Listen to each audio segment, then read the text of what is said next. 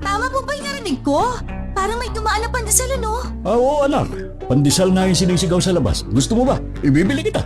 Ako na po ang lalabas para hindi na maistorbo ang pagluluto ninyo ng almusal. Ay, sige. Napakahilig mo talaga sa tinapay. Manang-mana ka talaga sa mami mo. Oy, habulin mo na baka lumayo pa. Opo!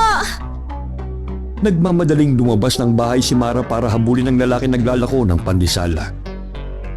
Habol tingin naman sa kanya ang kapitbahay na si Aling Tessie na kanina pa nagdidilig ng halaman sa bakuran ng kanilang bahay. Mula nang lumipat si Mara sa lugar na yon, ay araw-araw nang nagmamatsyag sa kanya ang ginang na para bang isang detective na naghahanap ng matibay na ebidensya sa kasong hawak niya. Pandesal! Manong! Pagbilin po ng pandesal. Dito po! 20 pesos lang pong pandesal, Manong. Yung medyo tostado po, ha? Uy! Maring Minda! Ikaw pala! Bakit ka napatawag? Ano ka mo? Sinundan mo ang walang hiya mong anak kasi nakipagkita sa lalaking may asawa na? Talaga naman ang mga kabataan ngayon.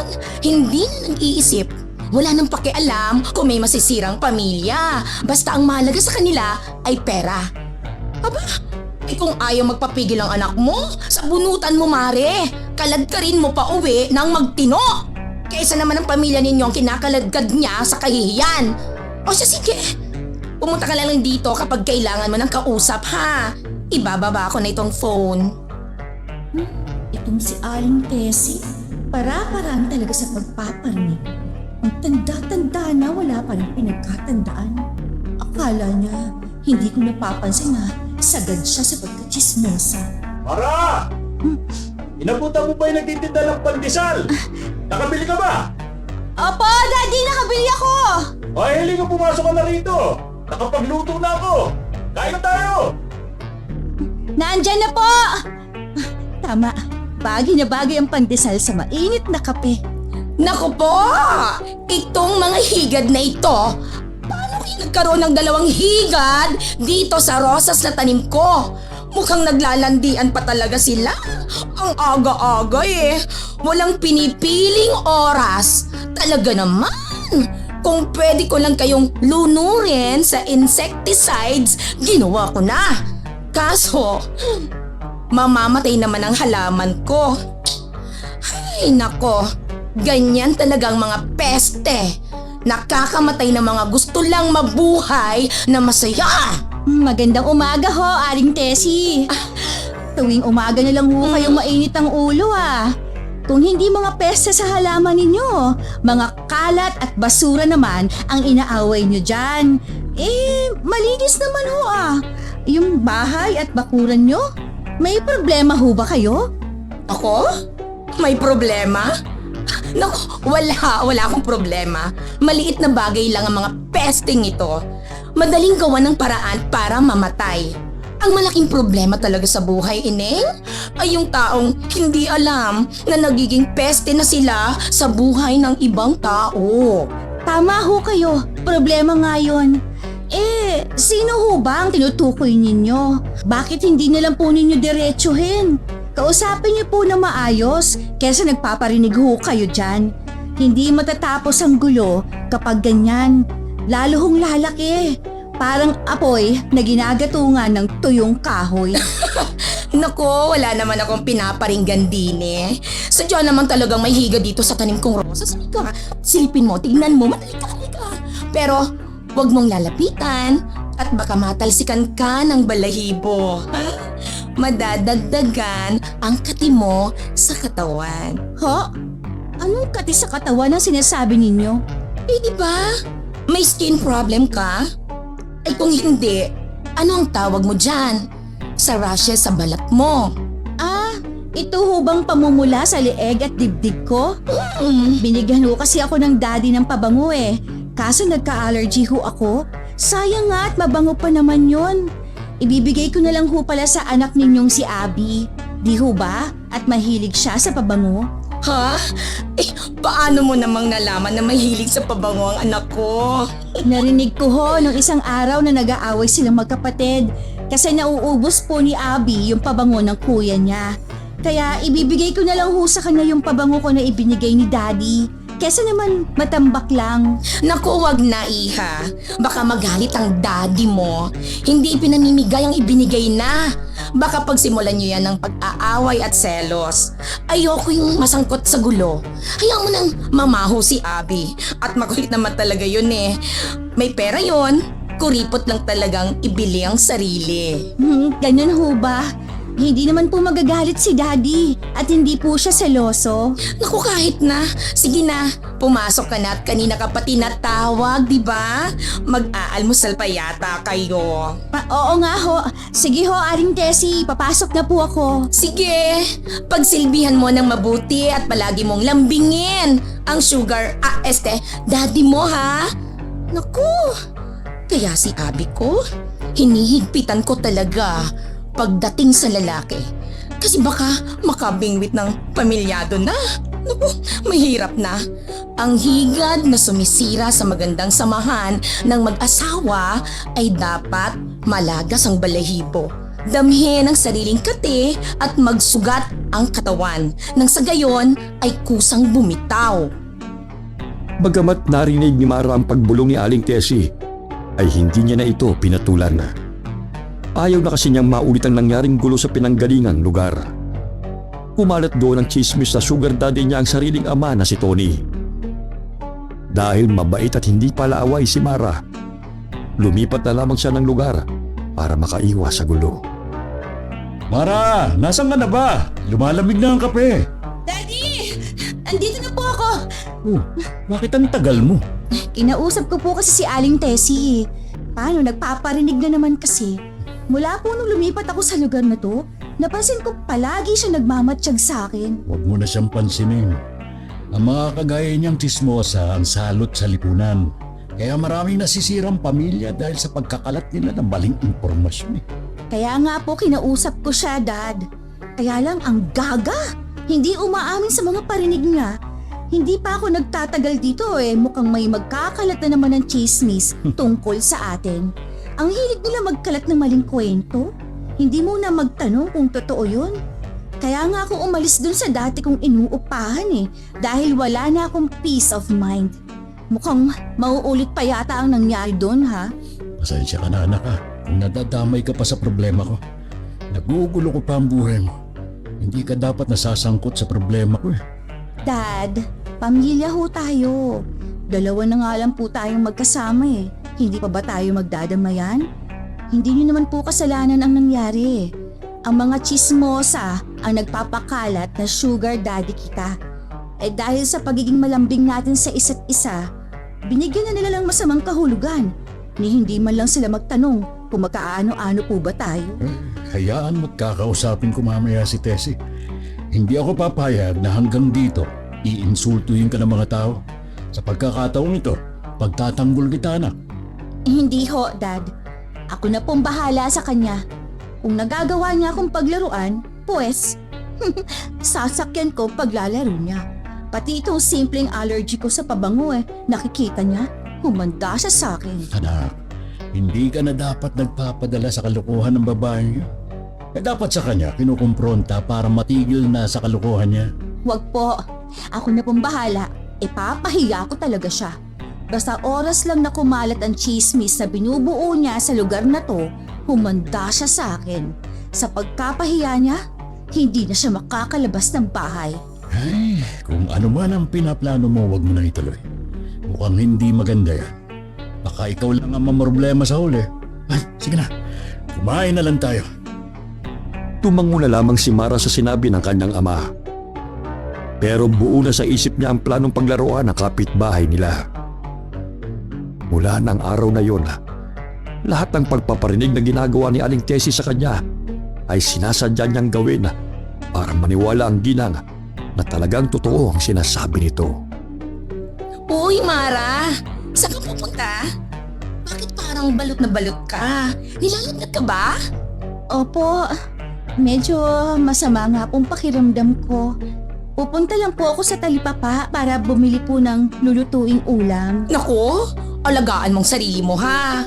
Mahirap magkasakit kapag mag-isa lang. Pasensya ka na sa itatanong ko ha, pero wala ka bang pamilya, magulang, kapatid? Kasi pansin ko, lagi kang mag-isa sa inuupahan mong bahay. Namatay po si mami nung pinanganak ako. Nag-iisa lang po akong anak ng mami at daddy ko.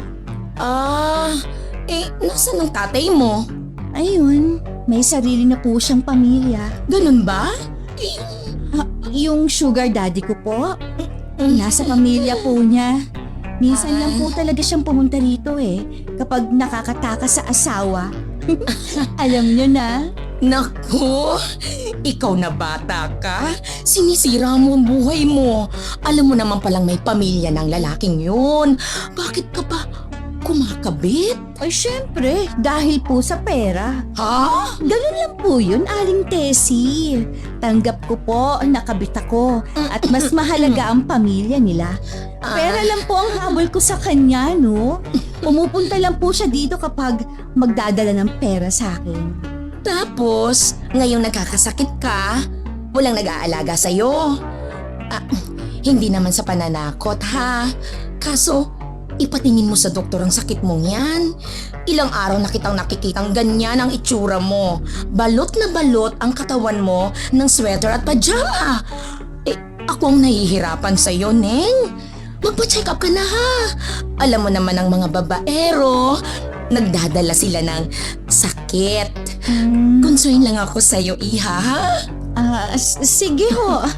Salamat ho sa payo ninyo. Alis ho muna ako. Bibili lang po ako ng ulam. Sige. Si Raul, talagang matanda mo. Parang gusto niya akong sabihan na nahawa ng sakit na dala ni Daddy.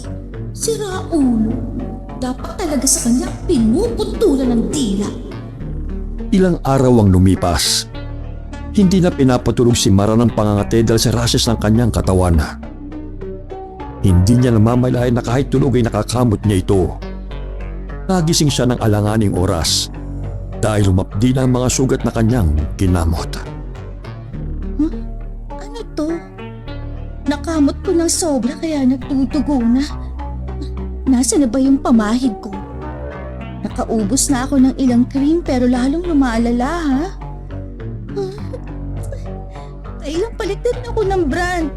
Bakit kaya ayaw gumaling? Kahit ang lagnat ko, pabalik-balik na rin. Ano bang nangyayari sa akin?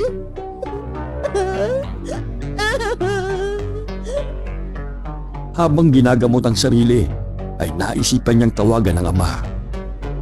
Kaagad namang sinagot ni Tony ang tawag ng anak dahil sa pag-iisip na baka importante ang tawag nito.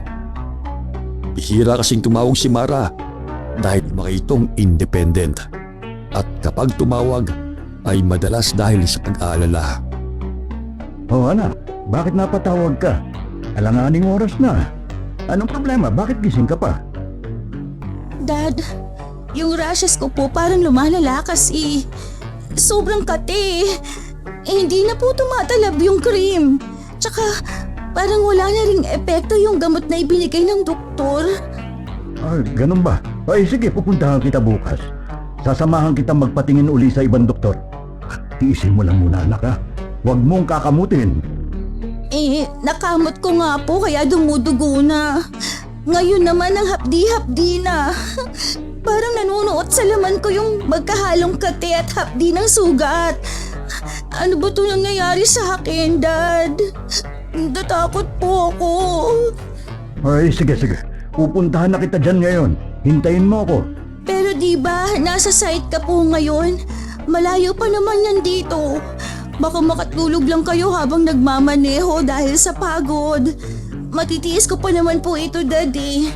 Bukas na lang po kayo pumunta. Oh sige anak. Basta, huwag mong kamutin ng kamutin ha. Opo. Pagkatapos nilang mag-usap ay nakaramdam ng kilabot si Mara. Dahil sa malamig na hangin pumapasok sa nakabukas niyang bintana. Kaagad siyang lumapit doon para isarado yun. Pero lalo siyang kininabutan nang makarinig ng boses na parabang bumubulong. Nanunuot sa kanyang pandinig ang boses na parang nagsasagawa ng orasyon. Inilibot niya ang paningin sa paligid.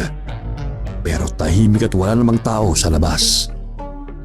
Kahit ang mga kapitbahay ay payapang natutulog. Pero ang tahimik na gabi ay panakanak ang binubulabog ng ilang alulong na mga asong gala. Nakakatakot naman ang mga asong nun. Bakit pa sila umaalulong?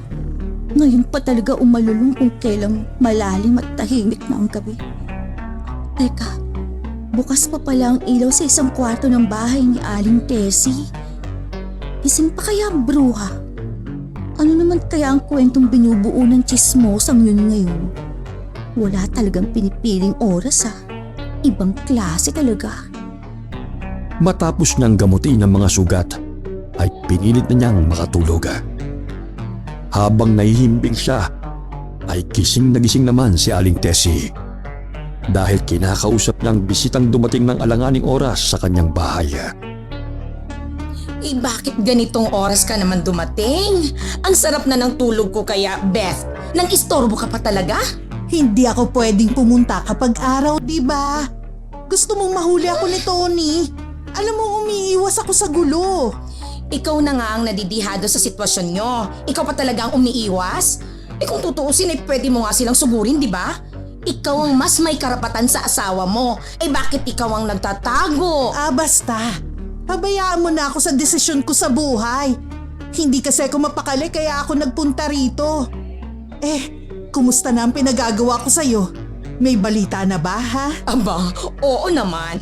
Di ba nga at palagi naman kitang tinatawagan para ibalita sa iyo ang nangyayari sa dalawang yon. Alam mo ha, ang swerte-swerte mo kasi dito sila lumipat. Yung batang yun, hindi na ako mahihirapang magpalipad hangin sa kanya. Ano na nangyayari? Di natural. Kumakapit na nga ang barang kay Mara. Ako pa ba? Ang husay ko kayang mambabarang. Kaya huwag ka na mag-alala. Kapag ganyang mang-aagaw ng asawa, dapat talaga tinuturuan ng leksyon yan. Kailangan talaga mawala ang babaeng yan sa buhay ko. Leche siya. Dahil sa kanya, hindi na naniniwala si Tony sa akin. Nasulsulan kasi niya. Pati mga anak ko hindi na nabibigyan ng sustento. Talaga palang matindi ang ugali ng Mara na yun. Ano? Na-brainwash ng husto niya talaga ang asawa mo? Hayaan mo. Masasaan ba at luluhod yan sa'yo at hihingi ng tawad? Maghihiwalay sila at babalik sa'yo ang asawa mo. Dahil kung hindi siya bibitaw, mamamatay siya. Basta, balitaan mo ko palagi sa mga ganap, ha? Oo naman, ano ka ba? Ako to. Kanina nga, bago ka dumating, ay katatapos ko lang magsagawa ng ritual sa kanya. Bumulong ako sa hangin at ipinadala ko sa kanya. Mas lalala ng sakit niya at makakaranas na siya ng mga hallucination dahil padadalan ko pa ng mga ilusyon. Gising man siya o tulog. Gusto ko yan. Huwag mo siyang patayin agad, ha? Baliwin mo lang para hindi na niya makontrol si Tony. Yun talaga ang dapat sa mga kabit. Pinakakate ang buong katawan hanggang magsugat-sugat ng magtanda. Ang bata-bata pa niya, marami pang magagandang mangyayari sa buhay niya. Pero ba't mas pinili pang maging kabit at manira ng pamilya? Ang tapang pa nga niya nang sabihin niya sa akin na pera lang naman daw ang habol niya kay Tony mo. Ha? Ibig sabihin kapag ubos na ang pera ni Tony, iiwan na rin niya? Aba, talaga namang walang yasya, no? Tingnan na lang natin kung magagawa pa niyang bilugin ang ulo ng asawa ko. Kapag hindi na siya mapapakinabangan, alam kong babalik din si Tony sa akin. Mula high school ay matalik ng magkaibigan sina Beth at Tessie. Alam ni Beth ang sekreto ng pamilya ni Tessie na mula sila sa angkan ng mga mambabarang. Pero kahit na ipinagtapat ni Tessie ang lihim niya sa kaibigan, ay hindi ito natakot at hindi siya nito iniwan. Tanging si Beth lamang ang nanatili sa tabi ni Tessie Kahit pa sumabog ang sekretong yun dahil sa pagkamatay ng isang lalaking kinulam ng kanyang lola. Dahil doon ay nagpasya si Tessie na iwan ang kanilang lugar para maisalba ang sarili mula sa pang-iinsulto ng mga tao. Pero hindi nawala ng koneksyon ng magkaibigan sa isa't isa. At lalo pang pinagtibay ng lumapit si Beth kay Tessie para ilabas ang saloobin na inagaw ng isang batang babae ang kanyang asawa na nagkataong naging kapitbahay naman itong huli. Kinabukasan magang nagdilig ng halaman si Tessie para makasagap ng balita kay Mara. Naku, bakit kaya hindi na lumalabas ng bahay si Mara? Hindi naman sobrang lala ng ginawa ko sa kanya. Hindi pa naman yun nakakamatay. Baka nahihiya na siyang ibaladra sa mga tao ang pangit ng itsura. Ay, teka, si Tony yun Bakit kaya nagmamadali siya? Tony! Sandali! Tony! Oh, Tessie. May kailangan ka ba? Nagmamadali kasi ako eh. Ano kasi, ganito kasi yon. Napansin ko nga na nagmamadali ka. Bakit? May problema ba? Ay, wala naman. Dadalawin ko lang si Mara. Ay, oo nga pala. Pansin ko, alam mo, ilang araw na siyang hindi lumalabas ng bahay. Nag-aalala nga ako Mabuti na lang dumating ka. Bakit ba kasi hindi ka umuwi ng madalas? Malayo kasi yung trabaho ko eh. Naka-stay in ako sa site dahil akong bantay doon. Ganun ba? Puntahan mo na kaagad si Mara. Baka kung ano nang nangyayari sa kanya. Huling pag-uusap namin ay balot na balot siya ng damit at nilalagnat daw siya. Ha? Ganun ba? Ay, sige, maiwan na kita ha. Sige lang. Puntahan mo na siya at baka kailangan ka na niya. Kapag may problema at kailangan mo ng tulong, nandito lang ako ha. Sige, salamat. Sige! Nagmamadaling pumasok si Tony sa loob ng bahay at hinanap niya kaagad si Mara. Nakita niya ito sa loob ng sariling silid at nakaharap sa salamin. Puro lahat nagsasalita na mag-isa. Ito ba sa sakit lang? Pinaglalaruan ako. Nahihirapan ako. Mara? Anak? Oh, ano nangyayari sa'yo? Bakit ganyan ang ayos mo? Diyos ko, anong ginawa mo sa sarili mo? Sinugatan mo ba sarili mo, ha? Daddy! Tingnan mo ang itsura ko! Puro sugat ang mukha ko! Kanina, may pumasok na paniki dito sa bahay. Paniki? Inatake niya ako. Pinagkakalmot niya ako. Galit na galit siya sa akin. Anak, ano ba sinasabi mo? Wala namang sugat ang mukha mo, ha? Ang braso mo lang tsaka leg hanggang kinamot mo pa ng kinamot ang rashes mo. Sinabi ko nang huwag mong kakamutin, di ba? Daddy! Bakit hindi mo nakikita mga kalmot sa mukha ko? Tingnan mo sa salamin. Ang dami kong sugat. Anak, huminahon ka. Hindi ka siguro nakatulog na maayos kagabi kaya ka nagkakaganyan. Sobrang stress ka na sa trabaho. Kahit dito ka sa bahay nagtatrabaho, may stress ka kasi hindi ka naman lumalabas. Hindi ka na gumagala. Alam kong minana mo ang pagiging workaholic ko. Pero magkaiba tayo ng trabaho, anak. Virtual assistant ang trabaho mo. Kailangan mong huminga. Hindi po. Hindi to tungkol sa trabaho, Dad. May sumasalbahe po sa akin. Ano? Ano bang sinasabi mo? Talagang sobrang stress ka lang. Magpahinga ka na muna. Matulog ka. Sige na. Babantayan kita. Pagkagising mo, dadaling kita sa doktor, ha? Ayoko na sa doktor. Ano? Hindi naman ako gumagaling doon, Daddy. Hindi naman nila ako mapapagaling. Huminahon ka lang, anak. Huwag kang magwala. Ayun. Ha? Tingnan niyo sa bintana, Daddy. Ang alin? May higad na gumagapang. Papunta siya sa akin. Yan ang dahilan ng mga kati-kati ko. Daddy! Patayin mo ang higad na yan. Mara! Anak, wala namang higad Walang kahit ano dito sa kwarto mo. Tinignan ko na wala naman talaga. Tama na ang pagwawalan. Tama na yan. Dahil hindi mapatigil ni Tony ang anak sa pagwawala at pagsigaw, nagawa niya itong sampalin. Dahil doon ay natigilan si Mara at huminahon. Nang muli niyang makita ang ama, ay mabilis siyang yumakap dito ng mahigpit, saka umiyak. Inalo ni Tony ang anak hanggang sa makatulog ito. Nagluluto siya ng lugaw sa kusina nang marinig niyang nagsusuka si Mara sa silid. Dali-dali siyang tumakbo para tignan ang anak. Mara, anak! Ano ba nangyayari sa'yo? Bakit kulay berdeng likido? Sinusuka mo! Ano ba ang kinain mo, ha?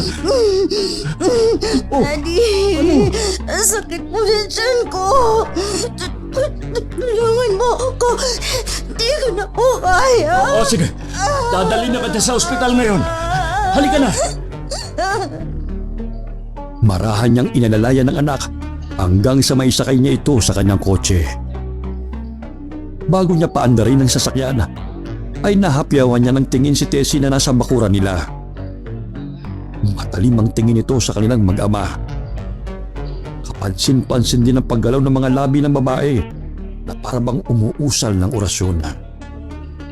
Muling nabaling ang tingin ni Tony sa kanyang anak nang magsuka ito at may kasama ng maliit na uod.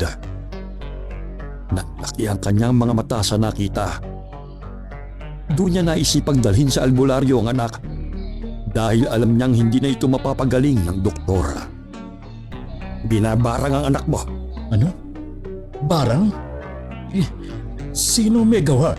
At bakit naman niya babarangin ang anak ko? Mabait na bata si Mara. Imposibleng may kaaway siya. At saka palagi siyang nasa loob lang ng bahay. Paano mangyayari ang sinasabi niyo, Ka Odel? Base dito sa pagtatawas ko sa kanya, galit ang dahilan ng barang. Gusto siyang pahirapan. Kakaibang barang na isinagawa sa kanya dahil idinadaan sa palipadhangin ng orasyon. Anong ibig niyo sabihin? Ang mangbabarang na ito ay kaya magpadala ng sakit sa biktima niya sa pamamagitan ng pagpaparinig o pasaring. Ang bawat salitang binibitiwan niya ay may kakibat na sumpa. Akalain mo lang na pinaparinggan ka, pero isinusumpa ka na pala. Wala akong kilalang gagawa sa kanya ng bagay na ito. Pero sa dami ng mga nagalit sa akin, nadama yung anak ko. Siya ang nagpasa ng lahat ng pang-aalipusta ng mga tao. Baka ang gumawa ay si... Pero ayoko magsabi ng pangalan. Hindi rin ako sigurado. Ano po ba ang pwede natin gawin? Mapapagaling ko siya. Pero pwedeng ibalik ko niyang barang at mas matindi pa ang mangyayari. Meron pang isang pwedeng gawin para mahinto ng pagpapahirap na sa dalagang ito. Ay sabihin niyo, ano ang pwede natin gawin? Ibabalik natin ang barang na ginawa niya sa anak mo. Para kung magsasagawa uli siya ng ritual, sa kanya mismo didiretso ang sumpa. At isa pa, malalaman natin kung sino talaga nagpapahirap sa kanya. Ay sige po, Ka Odel, gawin niyo po yan. Gusto ko rin malaman kung sino nagpapahirap sa anak ko. At sa oras na malaman ko, humanda siya sa akin. Hindi ko siya mapapatawad. Isinagawa ng albularyo ang panggagamot kay Mara at ang pagbabalik ng barang sa gumawa nito. Pagkatapos ay binigyan niya ang dalaga ng pangontrang medalyon para hindi na siya muli pang saktan nito. Pinayuhan sila na makiramdam at magmatsyag sa paligid dahil sa tingin ni Ka Odel ay malapit lamang sa kanila ang gumagawa ng barang kay Mara.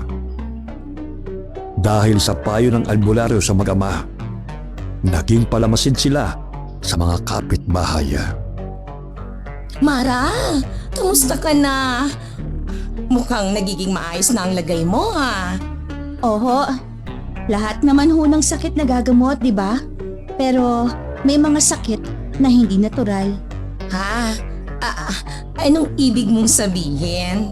May mga tao po kasi na naghahangad na magkasakit at mamatay ang ibang tao dahil sa makasariling desisyon sa buhay. Di ho ba? At mali ang ganun? Naniniwala po ba kayo sa karma? Ha? Kasi alam nyo, bumabalik talaga sa tao Kung ano man ang ginawa niya, mas matindi pa ang balik. Ikaw naman, kinamusta lang kita, ang dami mo nang sinabi. Nagkasakit ka lang, parang naging makata ka na ngayon, ha? Pero alam mo, ha? Masaya ako at gumagaling na ang rashes mo. Mahusay ang doktor na pinuntahan mo. Kaya, alagaan mo na ang sarili mo, Mara. Ang paggaling, hindi lang yan nakukuha sa gamot. Dapat magbago rin para tuloy-tuloy ang paggaling. Anong nakakatawa sa sinabi ko? Wala ho. Mag-ingat po kayo sa binibitiwan ninyong salita. Tingnan ninyong mabuti kung saan tatama. Baka hindi na yung target ninyo ang kinakapitan niyan. Sige ho pasok na ho ako sa bahay. Lumabas lang naman po ako para bumili ng ulam. Hindi kasi nakapagluto ang sugar daddy ko eh. Lokong bata to, ha? Alam kong sa albularyo ka pumunta. Akala mo ba, tuluyan ka ng gagaling sa ginawa mo? Napahirapan ka na nga. Hindi ka pa rin nagtatanda. Tignan natin kung kakayanin mo pa ang mga susunod kong gagawin. Pagkapasok ni Mara sa loob ng bahay, ay agad niyang isinarado ang pintuan at sinilip sa bintana ang ginang. Bubulong-bulong na naman siya dun. Akala niya yata hindi ko pa alam na siya ang bumarang sa akin. Walang talagang matanda ka. Hintayin mo lang at babalik din sa'yo ang ginawa mo sa akin. Triple pa ang magiging paghihirap mo. Ang hilig-hilig mo magpalipad hangin ha? Iihip din pabalik sa'yo ang ritual na ginagawa mo. Hintayin mo lang. Ilang araw na binabantayan ni Mara ang kapitbahay niyang si Tessie. Pero nagtataka siya kung bakit walang nangyayaring kakaiba sa ginang. Napapaisip na siya na baka nga nagkamali lang siya ng akala na may kinalaman nito sa kanyang pagkakasakit. Pero isang gabi, nang muli siyang sumilip sa bintana, may babaeng bumisita kay Tessie. Kahit nakabanda ng bisita para itago ang muka, ay nahapyawan pa rin niya ang itsura nito. Nanlaki ang kanyang mga mata nang makilala ang babae. Si Tita Beth yun ah. Anong pinagawa niya dun? Magkakilala ba sila? Ilang sandali siyang nag-isip kung pupuntahan ba o hindi ang madrasta. Nang dumating naman ang kanyang ama, dali-dali niya itong sinalubong bago pa makababa ng kotse. Mara, bakit ka tumatakbo? Para kang bata. Daddy, Ano yun? Bakit parang gulat na gulat ka? magkakilala po ba si Tita Beth at si Aling Tessie?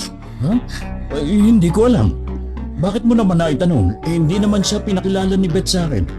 Saka ngayon ko lang nakilala si Tessie kasi kapitbahay mo siya. Bakit ba? Kasi po, kitang-kita ko na dumating si Tita Beth. At ngayon, nandoon sa loob ng bahay ni Aling Tessie. Sigurado ka? Opo, sigurado po ako.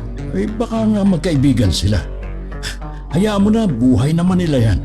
Saka di ba, hiniwalayan ko na si Beth. Labas na ako sa buhay niya.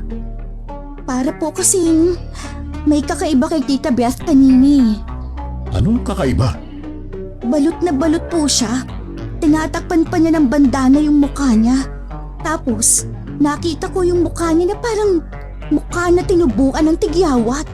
Ikaw talaga. Kung ano-ano na lang ang pinapansin mo. Tigilan mo na yan, ha?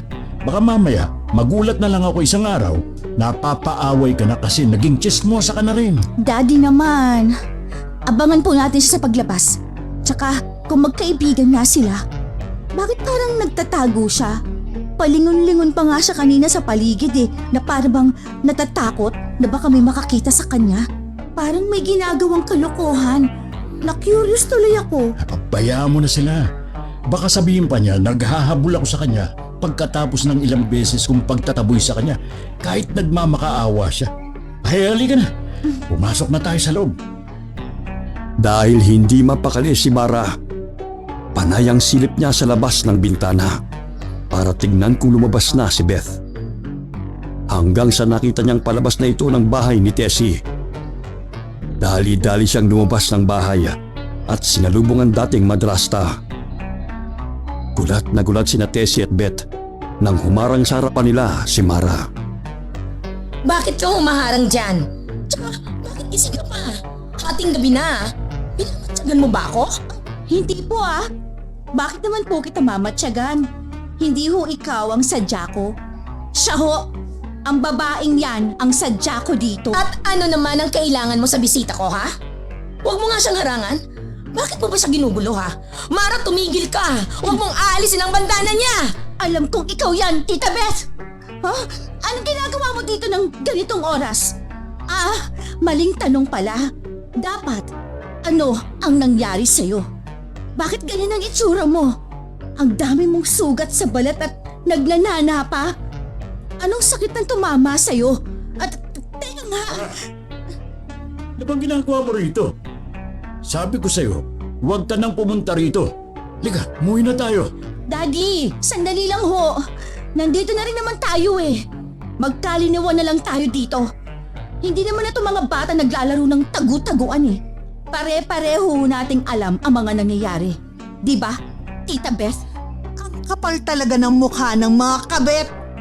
Ikaw ang may gawa nito sa akin, hindi ba? Inagaw mo na nga ang asawa ko. Pinabarang mo pa ako. Walang iya ka.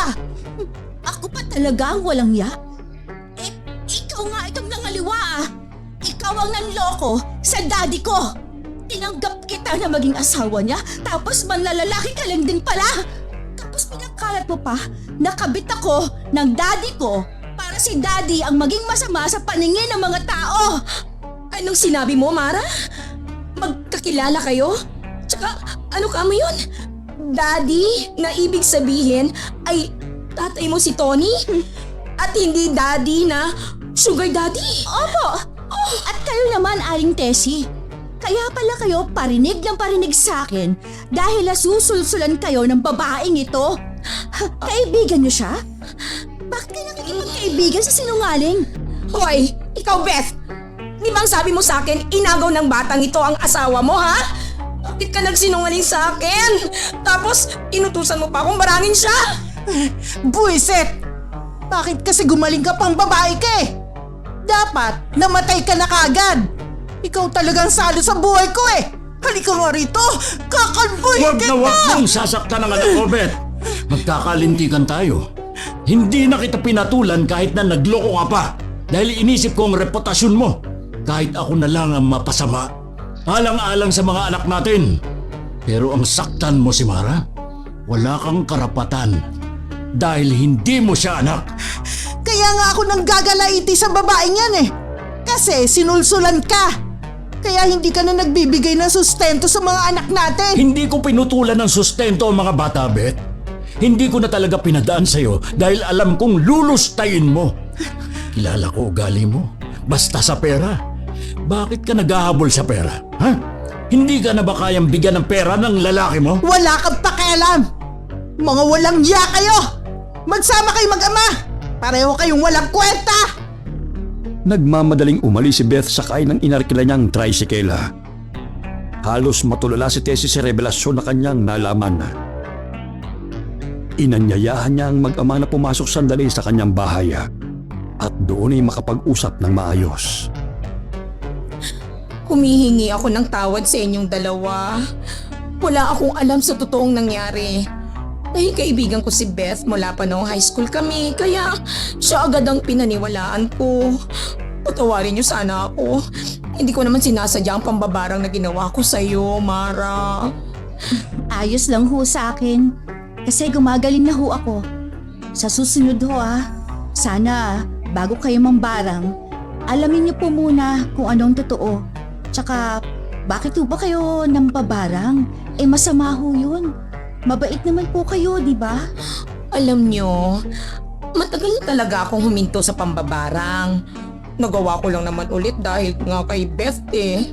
Dahil sa tagal na namin magkaibigan.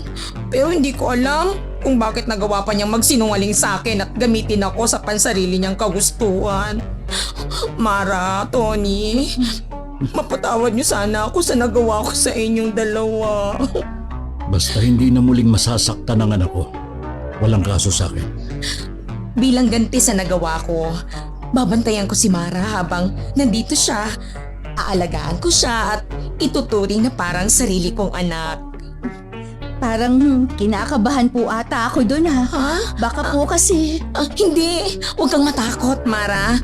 Hindi na ako uli gagamit ng itim na mahika. Pangako yan. Sige po, hindi po talaga tayo dapat nag-aaway kasi magkapit-bahay po tayo. Tama ka.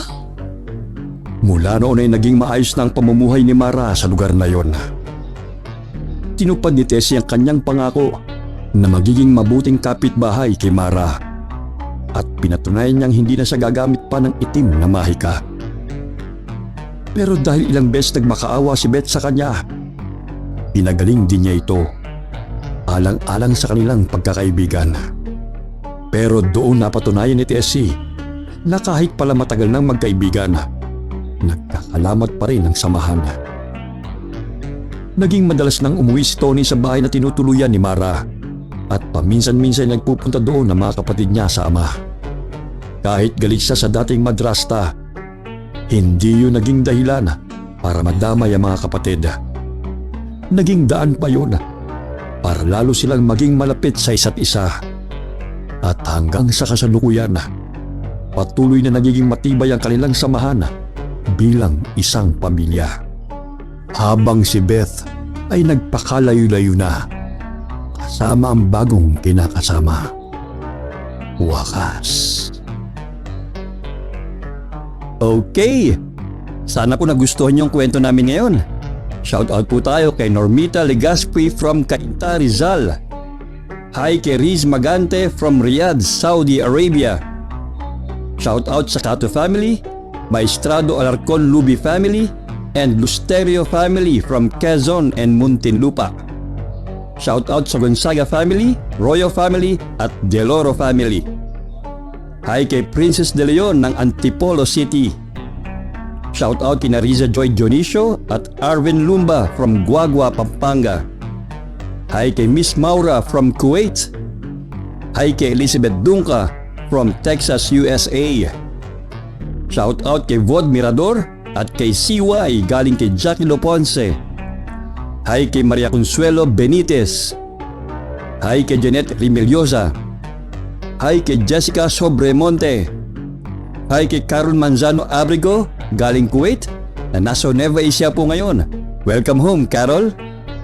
Hi kay Josefina Velas from Pasig City. Hi kay May Carino from Bacolod City. Hi kay Rosemary from Taiwan. Hi kay Riza Flor from Bahrain. Hi kay Ria Duetes. Hi kay Lay Timbol, isang solid abanger ng Ingkong at Miss Gwen from Toronto, Canada. Salamat, Lay. Shoutout kay Joel Oros from Sydney, Australia, galing kay Maria Oros.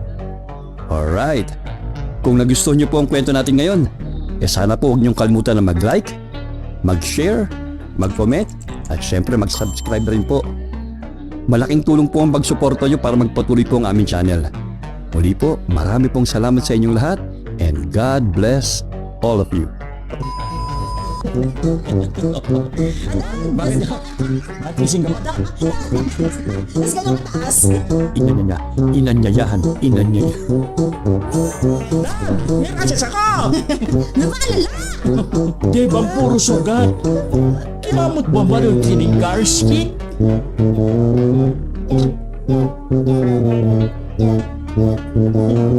Inanyayahan niya ang mag-ama sa pumasok. Tapos manlalalala, lalaki ka lang pala. Ang daming manlalalala. Inanyayahan. Ang katawa.